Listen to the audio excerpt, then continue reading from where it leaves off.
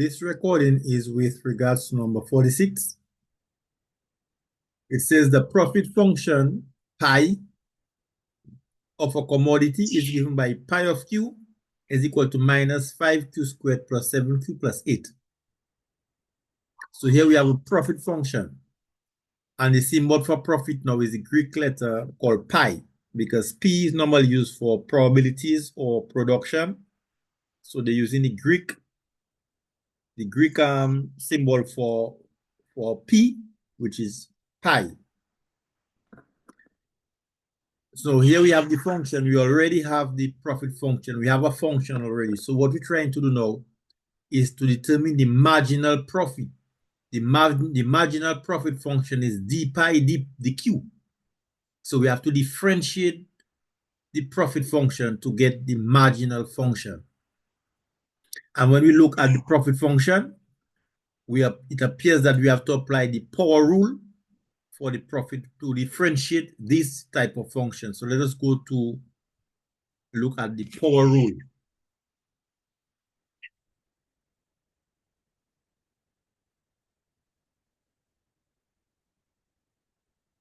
So the power rule and the constant rule, we can copy both of them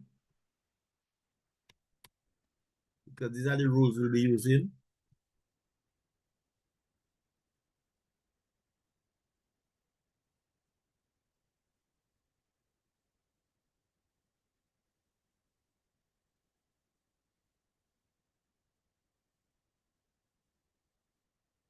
For this function.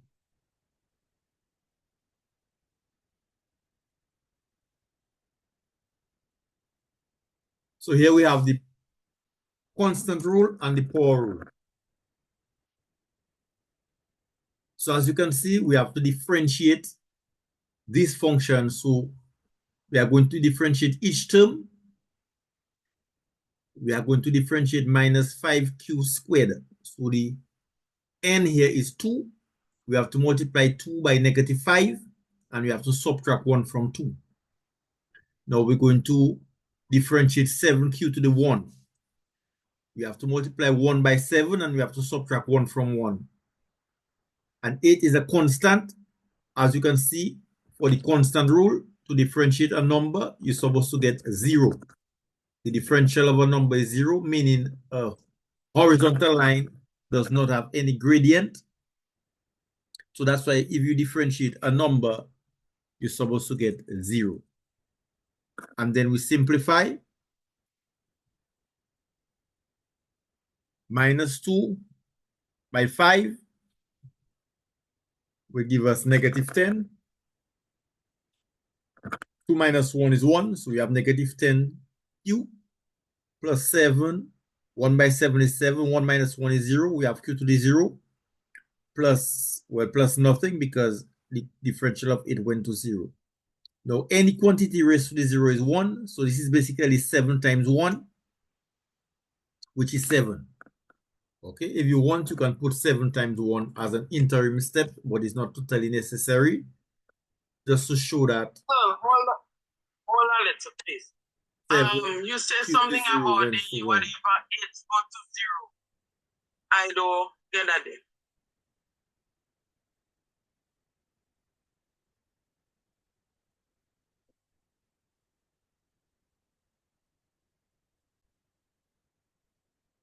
Just to take a second look at the constant rule, the differential of a constant is equal to 0. You don't have to do anything when it comes to differential of a number.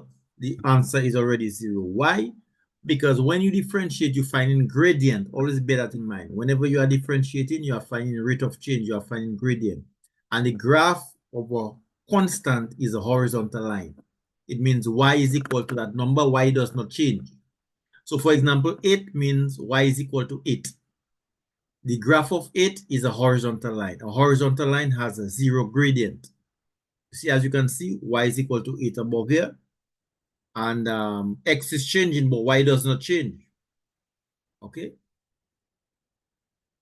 X change from 0 to 5, from 5 to 10. But y stays 8 all the time. So that means this line does not have any slope. A horizontal line does not have any gradient. the gradient is 0. So therefore, that is why now, whenever you differentiate a constant, it goes to 0. So the differential of 8 is 0. Now, a second look at q to the 0. Any quantity raised to the 0 is equal to 1. If you can check it out in your calculator, raise up any value to the power of 0, you're going to get 1. Let us say you have 99999, raise up to the power of 0. The answer is 1. If you have 887523 raised to the power of 0, the answer is 1. Any quantity raised to the power of 0 is 1. So that's why this simplifies to 1. 7 times 1 is 1. And that's your marginal function. Minus 10q plus 7 is the marginal function. Your part B says to find the production that will maximize the profit. Here it says that you have to equate your solution for part A to 0. In other words, make it equal to 0. Then solve for the value of q. And here it goes on to say that at the maximum point of a function, also at the minimum point, or at the turning point, the gradient or the derivative is 0. Okay? Indicating a stationary point where the function neither increases nor decreases. So at the maximum point, the gradient is 0. So therefore, now we have to equate the gradient function to 0 to solve for the value of q to find the maximum profit. And here we have minus 10. Or here it is reiterating the fact that at the maximum, the gradient is 0. On the left side, the gradient is positive. On the right side, the gradient is negative. So the gradient has changed from positive to negative, but at the maximum point itself, the gradient is equal to 0. So this is why to find the value of q, you have to equate the gradient function to 0 and solve for the value of q. So we know that our gradient function is minus 10q plus 7. So we equate minus 10q plus 7 to 0, and we solve for the value of q by adding 10q on both sides. It becomes 7 is equal to a plus 10q, and then we divide by 10. So this will give us the quantity at which the profit will be maximized. So to calculate the maximum profit, we go back to the profit function. There it is. And we substitute the value of q into the profit function to find that maximum profit. And we found a maximum profit of 209 over 20, which is approximately 10 and 9 over 20, or 10.45.